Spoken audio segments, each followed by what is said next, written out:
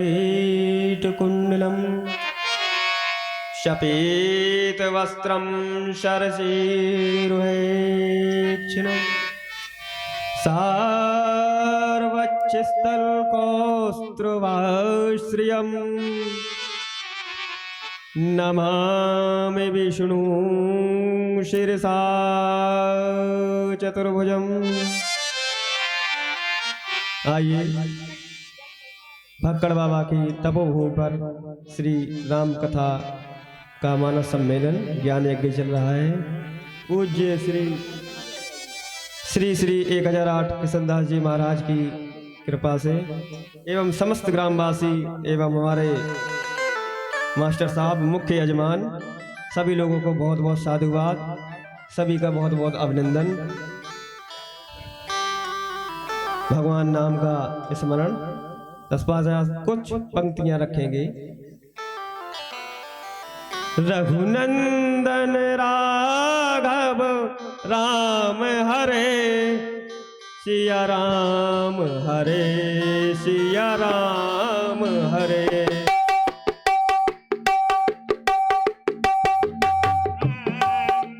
रघुनंदन राघव राम हरे सिया राम हरे सिया राम हरे। रघुनंदन राघव राम हरे सिया राम हरे सिया राम हरे।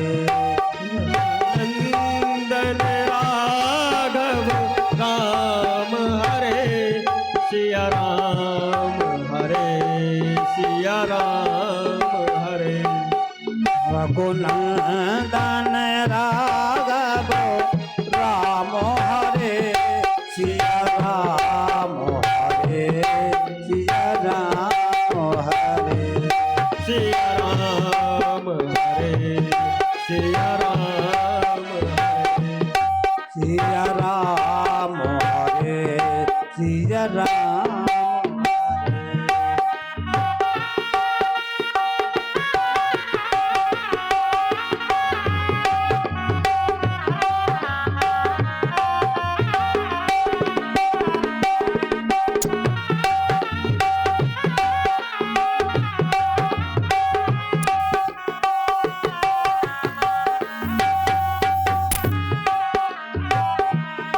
देखिए श्री रामचरितमानस में 9 प्रकार की भक्ति का वर्णन गोस्वामी जी ने किया है और श्रीमद् भागवत में भी 9 प्रकार की भक्तियों का वर्णन व्यास जी महाराज कहते हैं। श्रवणम कीर्तन आदि आदि इत्यादि।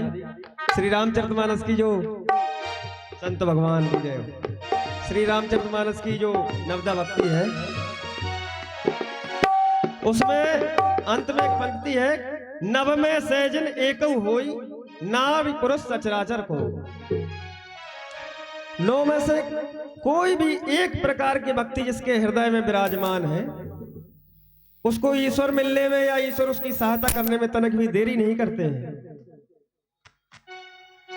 प्रथम भगति संतन करी संगा दूसरी रति मम कथा प्रसंगा।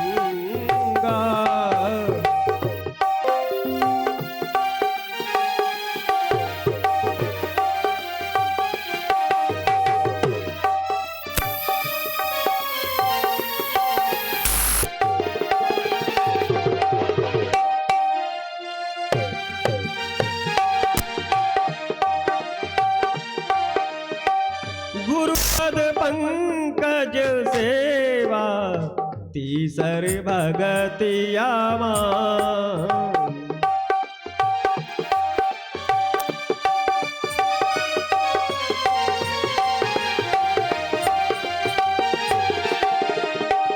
चौथी भगति मम गुणगण सोछाणी कपट तजगा।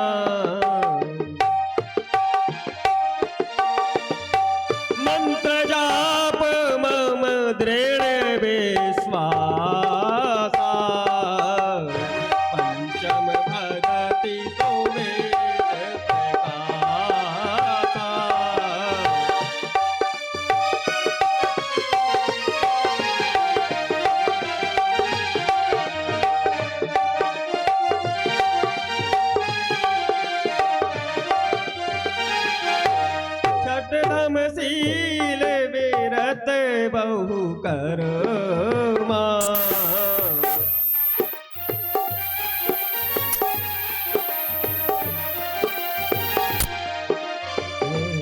निरंजन सज्जन घर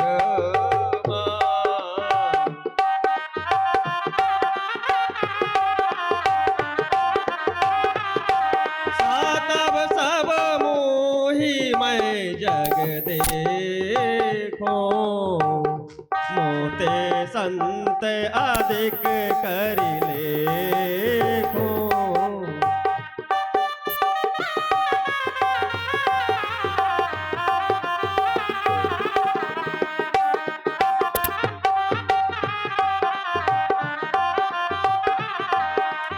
अष्टम यथा लाभ संतोषा सपनेऊ नहीं देखूं पर दोषा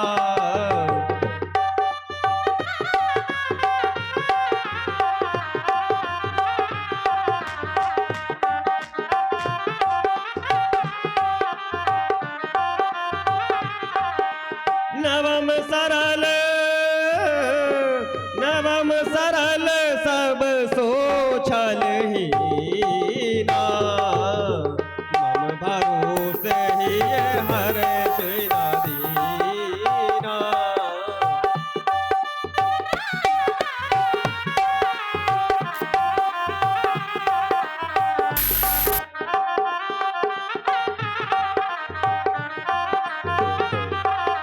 नव में से जिने एक होई नारी पुरुष सचराचर कोई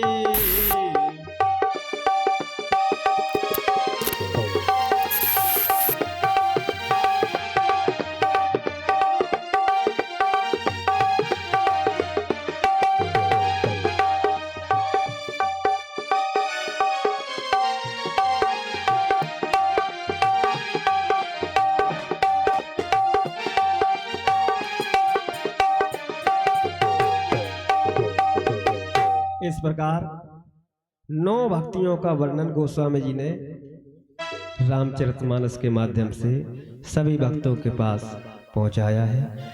9 भक्ति में से किसी भी बंधु माता बहन किसी के पास भी कोई एक भक्ति होगी तो उसकी नैया पार हो जाएगी। किसी भी कोई सचराचर जगत में कोई भी हो, पशु हो पक्षी हो, उनकी भी पुकार भगवान सुनते हैं। 9 में से जिन एक होई नारी पुरुष सचराचर को भगवान के बड़े प्रिय सो अतिशय प्रिय भाविनी मोरे सकल प्रकार भगत अंदर।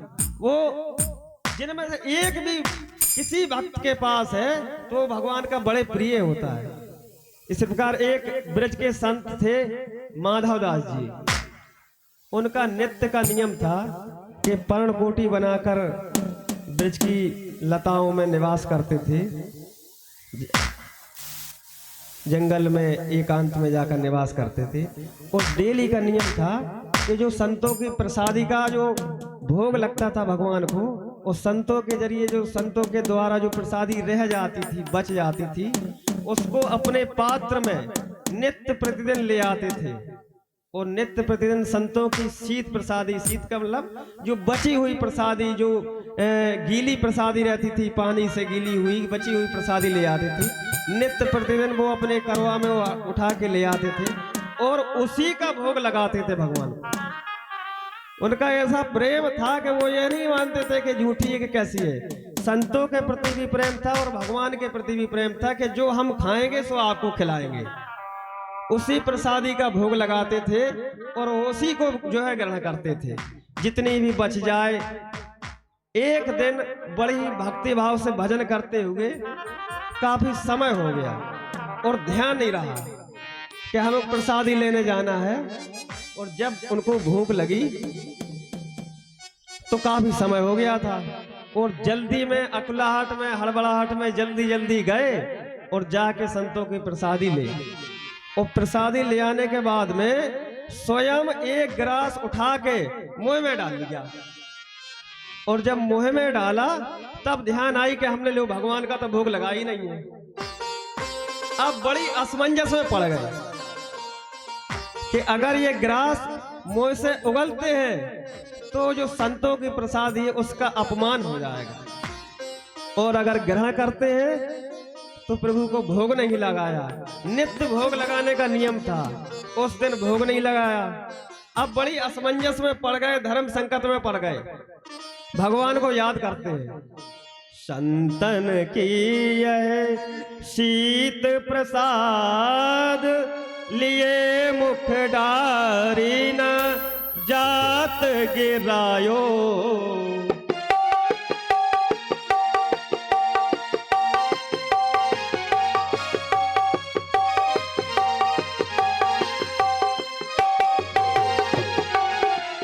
लीलत लाज लगे मन में, मन मोहन को नहीं भोग लगायो।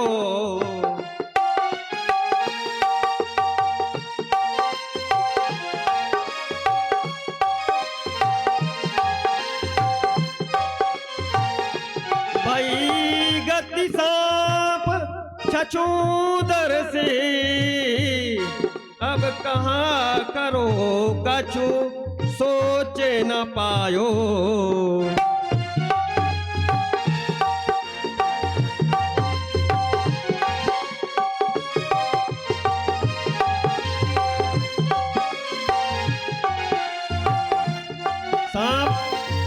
सांप छछूंदर की उपमा दी है कवि ने। सांप अगर छछूंदर को खा ले, मुंह में रख ले, तो वो उगल नहीं सकता, वो निगल लेगा तो मर जाएगा। इस प्रकार सांप और छछूंदर की उपमा दी है। बीत गयो यह बार बिनीत, गई रजनी दिन दूसरो आयो।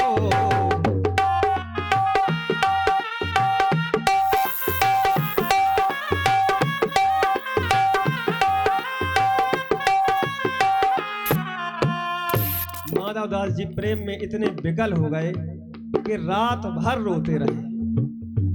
ऐसे धर्म संकट में पड़ गए कि अगर उगलते हैं तो पूज्य संतों का अपमान हो जाएगा, और निगलते हैं तो परमात्मा को हमने अपने मनमोहन का भोग नहीं लगाया है, गोपाल का भोग नहीं लगाया है। ऐसे धर्म संकट में, ऐसे असमंजस में पड़ गए और रात भर परमात्मा को याद करते हुए रोते रहे। प्रभु हमारे भक्त वत्सल हैं, भक्त की तुरंत ही सुनते हैं। भक्त अगर सच्चे हृदय से, सच्चे मन से अगर याद कर ले तो भक्त की सुनवाई तुरंत होती है। मिट्टी के घड़े थे, मिट्टी के घड़े धोखे से उठा के हवा में लगा दिए, और जब बाद में पता चला कि इसमें बिल्ली के बच्चे रह गए, तो वो जो कुम्हार था वो भगवान का स्मरण करके बहु प्रकार से विनती की, रोता रहा कि हे भगवान किसी प्रकार से इनको बचा लो। तो सारे घड़े पक गए, और जब पके हुए घड़े उठाए तो उन्होंने बिल्ली के बच्चे जिंदा निकले। तो परमात्मा को सच्चे हृदय से अगर पुकारेंगे तो वो जरूर सुनेगा।